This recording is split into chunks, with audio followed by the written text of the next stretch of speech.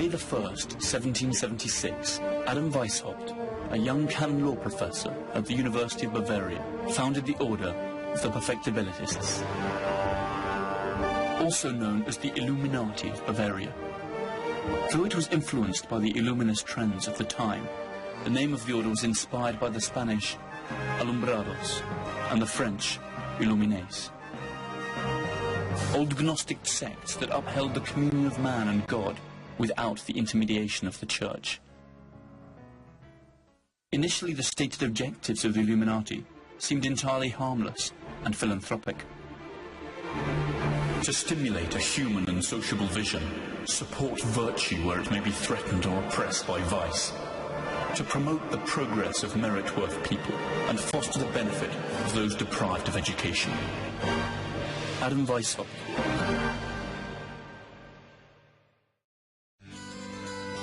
Adam Weishaupt was born in Ingolstadt, Bavaria, in the south of Germany in 1748.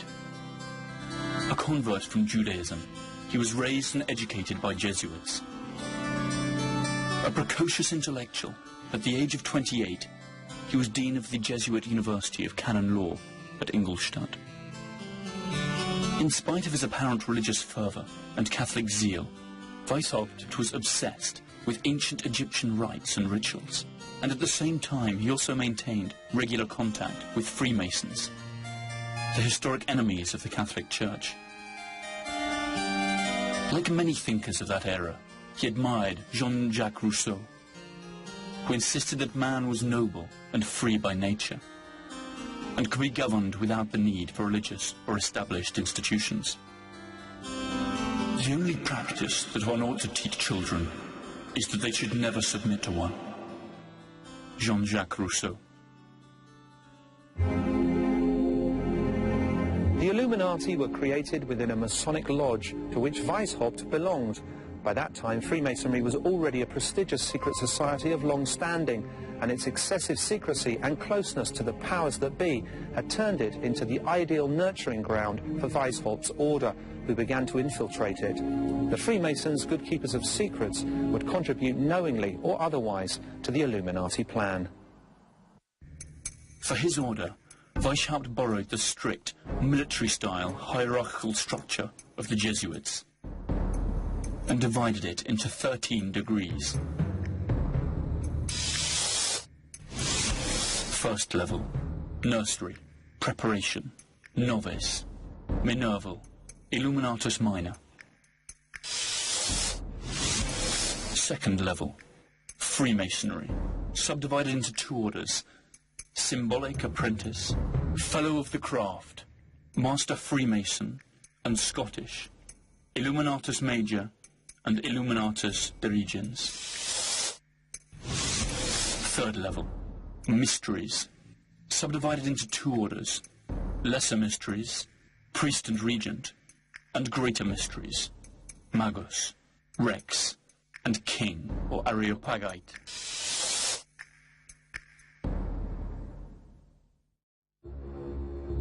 Up until the year 1780, the Order of the Illuminati was only known within the boundaries of Bavaria. With the inclusion of Baron Nige, an enthusiastic Freemason reformer, new recruits flooded in.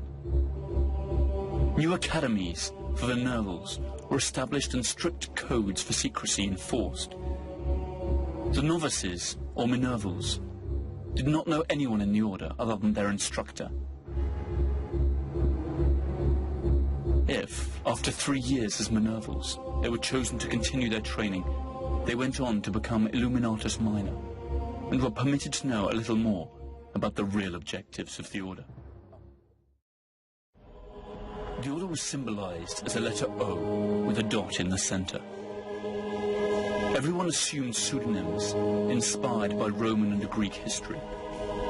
Adam Weishaupt, Spartacus; Baron Nige, Philo; Franz Xavier Zwack, Cato; Marquis of Constanza, Diomedes, and so on. Cities and regions also received coded Hellenic names: Munich, Athens; Frankfurt, Thebes; Bavaria, Greece; Letters were coded with numbers in the lower degrees, and with hieroglyphics in the higher degrees.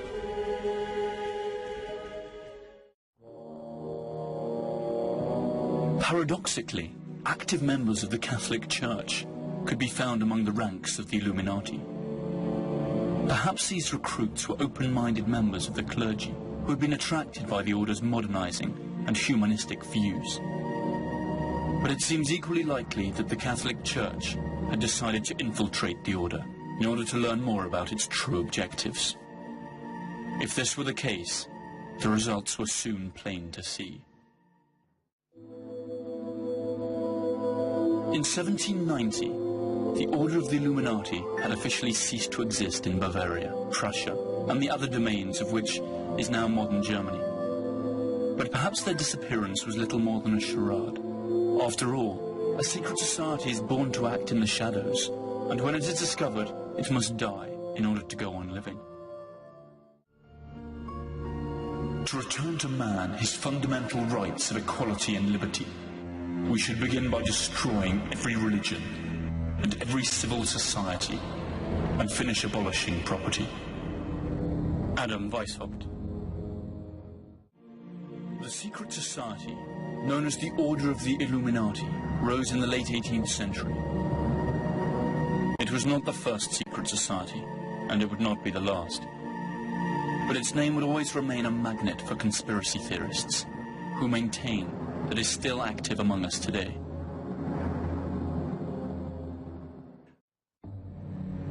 A short time after Neger's desertion, Bavaria was buzzing with rumors that a certain secret order was aiming to put an end to established order and organized religion, and to create a new world order under a single unified government. This information could only have come from either Neger himself or from those Jesuit infiltrators who had certainly witnessed strange initiation rites. There were 3 rooms. In the last one there was a richly decorated red throne. On the other side there was a table with a red tablecloth, upon which lay the garments of the regent, a white leather cuirass with a red cross and a white cloak with another red cross. The candidate walks across this room dressed like a slave, chains hanging from his hands. And the regents say, "Stop, only free men can enter." And the defenders respond, "He is free. He has fled from his oppressors to join the Brotherhood." The room was red and brightly lit. The provincial was seated on the throne, and the other regents were in the middle room. The first room was black. It was used for the preparation of the novice, and in the center upon a platform there was a human skeleton at whose feet lay a crown and sword. What do you think of these sad spoils? Was he a nobleman or a peasant? The correct thing to do was not to answer. The candidate received the explanation. The human condition is the only thing that matters. After that, the candidate took the oath. From a distance, these rituals seem to be rather naive, and Weishaupt's objectives unobtainable, even risible. But if we continue to analyze the historical events that followed, our laughter might turn to a horrible grimace. In 1783, 4 professors of the Marianus Academy were interrogated at a court of law on account of their belonging to the order. All eventually admitted that the Illuminati abjured Christianity, defended sensual pleasures, liberty, equality, and the right to commit suicide. The Elector of Bavaria intended to eradicate this evil as he perceived it, and passed a law prohibiting every kind of secret meeting, a measure that, unfairly or not, affected all of Freemasonry. Finally, by means of another law, he bound the Illuminati altogether. In 1786, the home of Illuminati lawyer von Zwack was raided and various papers and correspondence seized. On July the 10th, 1785, a mysterious man rode swiftly under the skies of Bavaria. He was the apostate, Abbot Lance, a friend and personal envoy of Adam Weishaupt, and an Illuminati. He never reached his destination. A lightning bolt struck him dead, leaving behind only his charred corpse.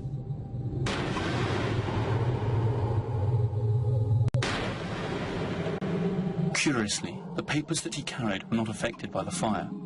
When the authorities went through his sack, they found letters and documents that further incriminated the members of the order. Thus Weishaupt could not avoid the disclosure of his true objectives, together with confidential information about his order's most important members. His plans for world domination and the abolition of the state, religion and private property, all penned in his very own handwriting, had come to light. Thus began the Illuminati panic, never to end. In 1785, Weishaupt was dismissed from his university and expelled from Bavaria. Amazingly, instead of sending him to prison, the authorities offered him a compensation payment of 800 florins per year, which he rejected. Weishaupt went into exile, avowing that the order would return 10 times more powerful. Whether or not he kept his word is still a matter for speculation. During its heyday, the Order of the Illuminati had extended its tentacles of influence to France. There it recruited, among others, Frederick the Dietrich, the mayor of Strasbourg, Mirabeau, the politician, and the Duke of Orleans, who recruited followers to the Parisian Freemasonry lodges. The strength of our order lies in its secrecy. It should never appear anywhere under its own name, but always shrouded in another name and another occupation. Adam Weishaupt. The connection between the Illuminati and the Jacobins during the French Revolution of 1789 was denounced by one of the order's most fervent detractors, Abbot Augustin Barruel.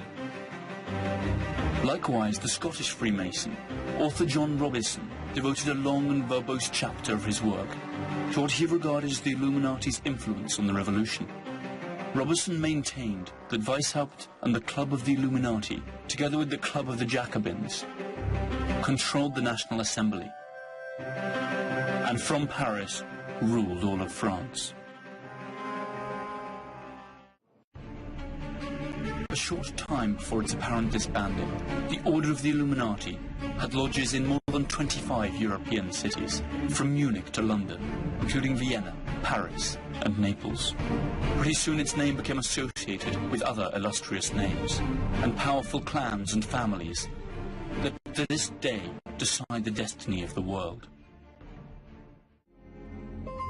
Up until its apparent dissolution in 1790, the Order of the Illuminati boasted members in all the important European cities.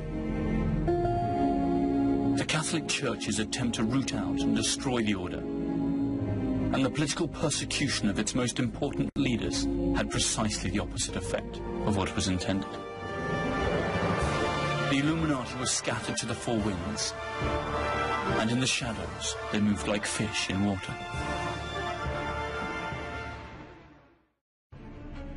In 1776, the year in which Weishaupt founded his order and began to infiltrate Freemasonry, the United States declared its independence.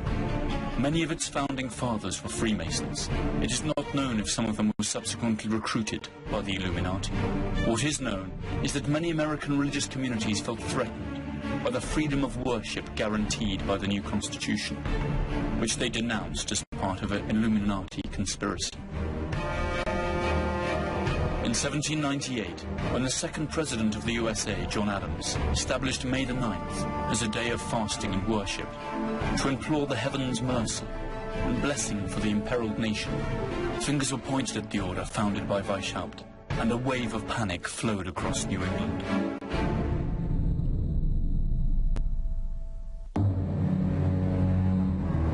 We should strive to do all we possibly can to endeavor the advance of the Illuminati in all important public positions. Adam Weishaupt.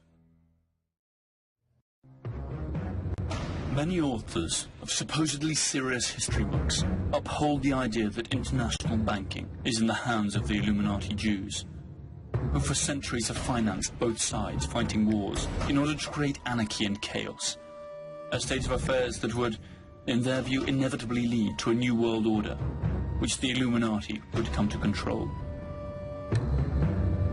The bête noire of these conspiracy buffs is the Rothschild clan, immensely powerful and conveniently Jewish. History tells us something different.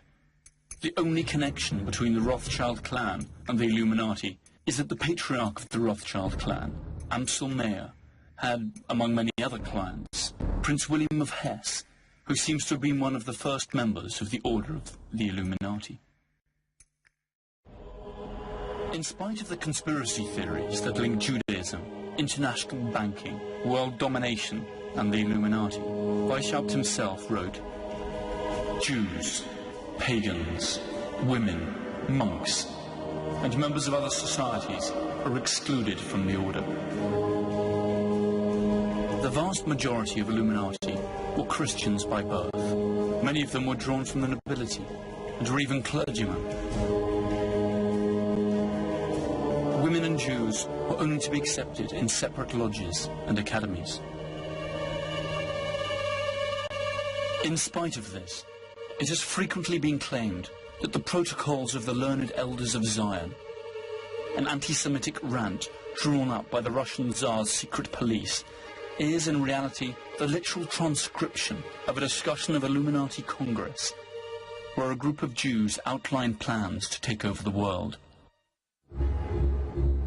Adolf Hitler used this libel to stoke hatred against the Jews, and even denounced a Jewish Masonic conspiracy.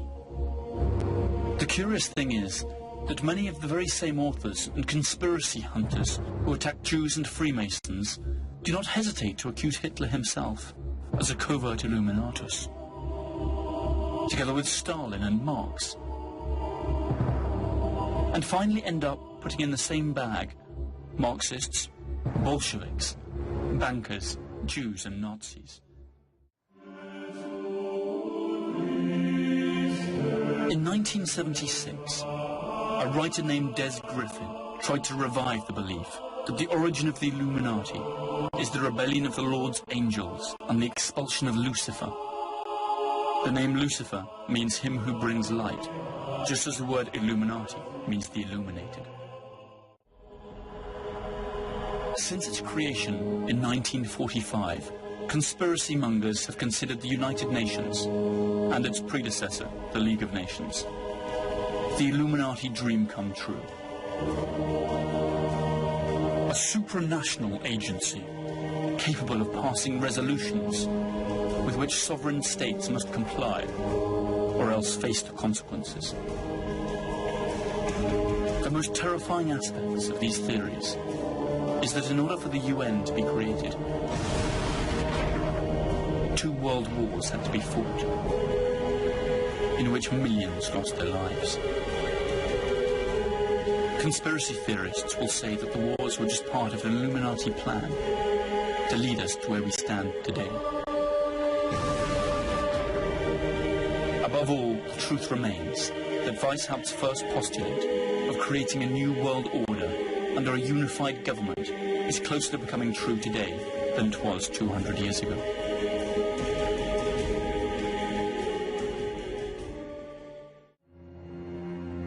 One must speak at times in one voice and sometimes in another, so that our true purpose turns out always to be unfathomable to the lower members. The end justifies the means. Adam Weishaupt. Many groups have claimed to be the heirs of the Order of the Illuminati of Bavaria.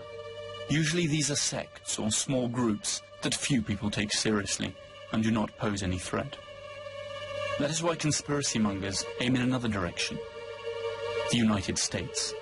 Their chief argument centers on the March the 6th, 1991 speech, when George H. Bush, President of the USA and former Director of the CIA, used the phrase New World Order when addressing Congress, after defeating Saddam Hussein in a war that many today regard as an imperialistic blow against an oil-producing country. What is at stake is more than one small country. It is a big idea, a new world order, where diverse nations are drawn together in common cause to achieve the universal aspirations of mankind.